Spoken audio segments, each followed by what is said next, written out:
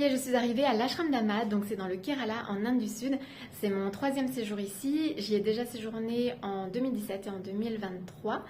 Et cette année, donc là on est le 23 janvier 2025, j'ai senti l'appel de revenir, en fait ma guidance m'a donc orientée une fois de plus vers l'Inde et en premier lieu donc vers l'Ashram Dhamma. C'est un lieu vraiment magnifique qui permet de travailler sur soi, entre guillemets, en tout cas un bel éveil de conscience et voilà, c'est très très riche en expérience, donc je vous recommande d'y aller si vous en sentez l'élan. Donc je vais faire pas mal de vidéos, je pense y séjourner 2 semaines, au moins 2 semaines. Et en fait, Amma va faire un tour dans l'Inde du Sud, donc je vais peut-être y participer. Et sinon, je vous mets sous la vidéo les liens vers les articles de mon blog qui donnent des infos sur Amma et son ashram.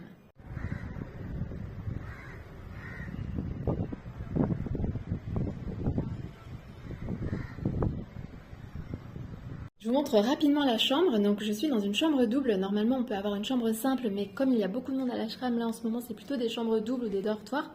Donc la chambre double est à 500 roupies par nuit, par personne. Voilà, donc c'est assez sommaire, hein. La chambre simple est à 600 roupies. Là c'est le coin, voilà, salle de bain. Je referai des vidéos de toute façon. Et puis là c'est le coin cuisine. Alors ce matin, j'ai pris un train de la gare d'Aluva, A-L-U-V-A, qui est près de l'aéroport de Kochi où j'ai passé 3 nuits.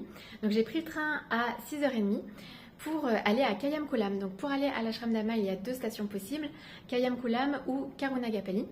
Donc je suis partie à 6h30 et je suis arrivée à 9h15, 9h15 environ à Kayamkulam. Donc le trajet dure environ 2h45. Pour 75 roupies, donc ça fait moins d'1 euro, vraiment économique.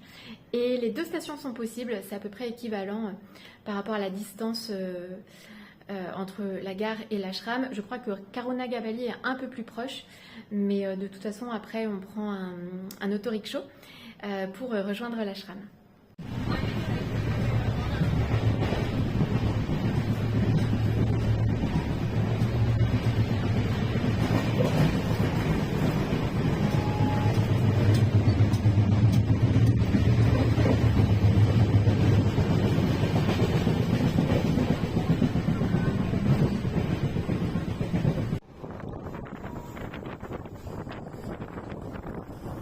Le billet de train que j'ai eu, c'était la classe économique sans réservation, donc c'est la plus économique. En fait, il y a différents tarifs en fonction des classes.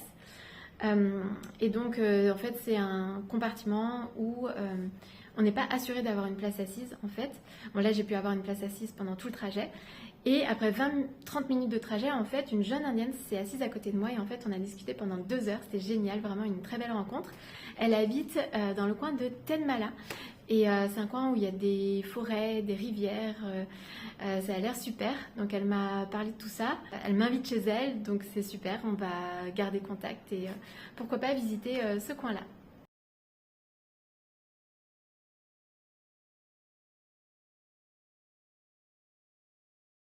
À la gare de Kayamkulam, j'ai pris un autorickshaw, donc un tuk-tuk, jusqu'à l'Ashram Dhamma et ça m'a coûté 400 roupies.